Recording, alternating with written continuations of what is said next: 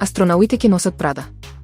Текстилниот и вселенскиот бренд Axiom Space и модната куќа Прада го представија внатрешниот слој LCVG. Оваа облека е дизајнирана специјално да се носи под вселенскиот костим Аксему за предстојните човечки мисии на месечината. Иновација и комфор, изработен со напредни техники на 3D моделирање и благодарение на експертизата на Прада за напредни плетени материјали, костимот одржува оптимално ладење и вентилација. На овој начин се зголемува удобноста и безбедноста на астронаутите за време на долгите вселенски прошетки до 8 часа.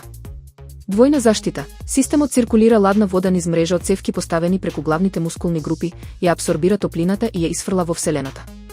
За разлика од старите модели, овој има целосно резервно коло за ладење во случај на дефект, како и посебна вентилација за свеж кислород која го исфрла јаглерод диоксидот од лицето. Заклучок, соработката докажува дека спојувањето на воздухопловното инженерство и луксузната изработка поставува нови стандарди во термичката заштита и поддршката на животот на луѓето во вселената. Еколошката криза на вештачката интелигенција. До 2030 година, датацентрите за вештачка интелигенција ќе трошат огромни количини ресурси, 945 терават-часови струја и 9,3 трилиони литри вода, создавајќи милиони тони отпад и штетни емисии. Парадокс на ефикасноста. Поефикасните модели ја намалуваат цената на услугата, што води до поголема масовна употреба, Джевонсов парадокс. При тоа, генерирањето слики троши до 1450 пати повеќе енергија од обработката на обичен текст.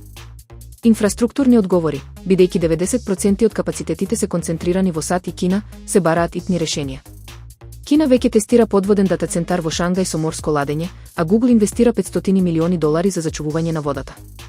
Заклучок, еколошкиот товар на технологијата е реален, па експертите нагласуваат дека корпоративните ветувања не можат да бидат замена за строга меѓународна регулатива и системски надзор.